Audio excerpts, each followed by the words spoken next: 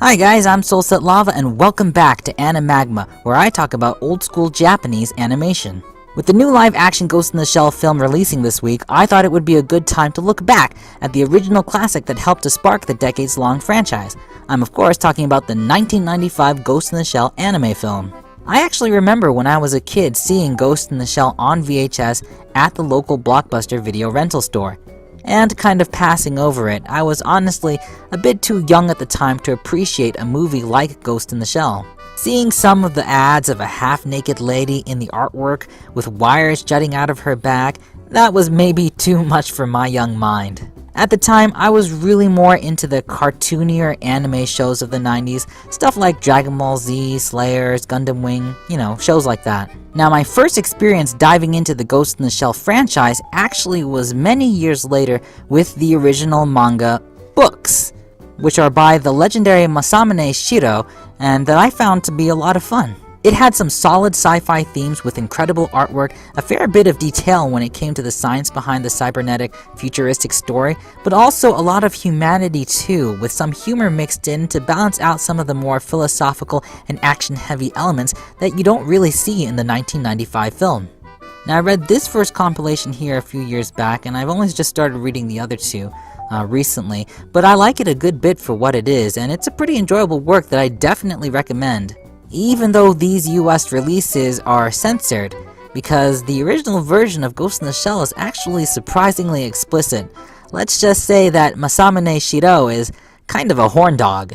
We're here to talk about the anime movie, which has a pretty different and much more serious tone than the manga, and really made a splash back in the 90s when it first released, and it's often considered to be one of the most influential classic anime films ever to be created. It even inspired the Wachowskis to make the Matrix trilogy of films. Does this remind you of anything? Or how about this electrical plug device that connects to the back of the neck? Crazy, right? Ghost in the Shell was a pretty timely work that really fit into the atmosphere of the 90s, back when digital technology was rapidly advancing, the internet was starting to take off, and a lot of people had on their minds concerns about the world's technological future moving into a new millennium. Ghost in the Shell takes place in the year 2029, a time when the digital age is omnipresent and cybernetics are advanced to the point that almost everyone is robotically enhanced in some way. The story revolves around Major Motoko Kusanagi, a special operations agent working for a public security organization called Section 9. She's of the rare breed of people who have almost entirely cybernetic bodies, called shells, hence the title of the movie, Ghost in the Shell, i.e. a human consciousness inside of a robot body. She's investigating a hacker known as the Puppet Master, who later is revealed to actually be a digital consciousness that somehow emerged from the sea of the internet. Ghost in the Shell is a cyberpunk work that took some nods from Western literature and entertainment. The original manga was actually in part inspired by the Arthur Koestler work, The Ghost in the Machine, which is a philosophical book about the nature of the human mind and its relation to the physical human body.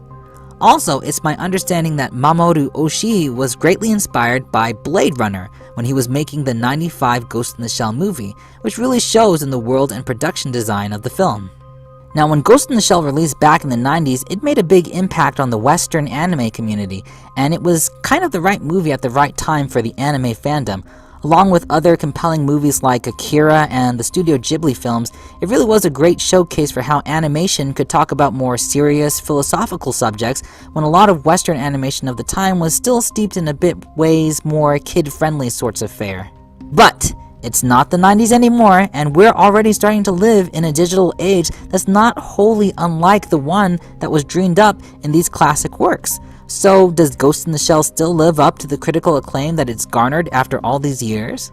My first time watching the movie, which was maybe 5 or so years ago, I was actually very impressed. Visually speaking, the movie is stunning for a mid-90s production, with some fantastic animated sequences and a world aesthetic that's very immersive and convincingly pulled off. I also really appreciate the thematics of the film.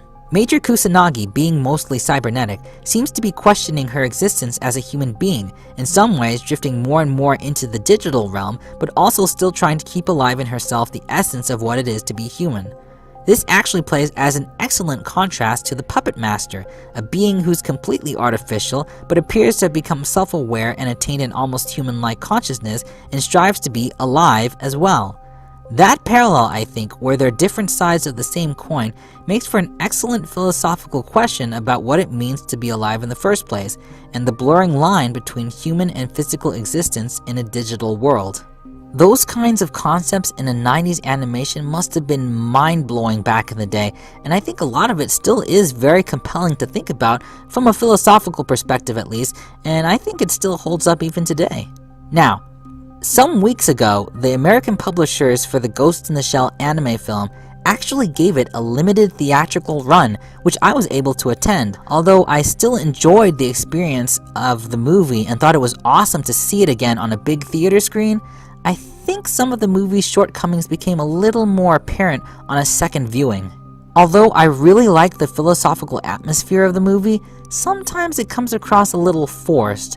There are some scenes of exposition where characters kind of talk unnaturally about the actual themes of the work, and it feels a little out of place and makes the director's voice maybe seem a bit too noticeable in the film, sometimes to the point of pretension, maybe?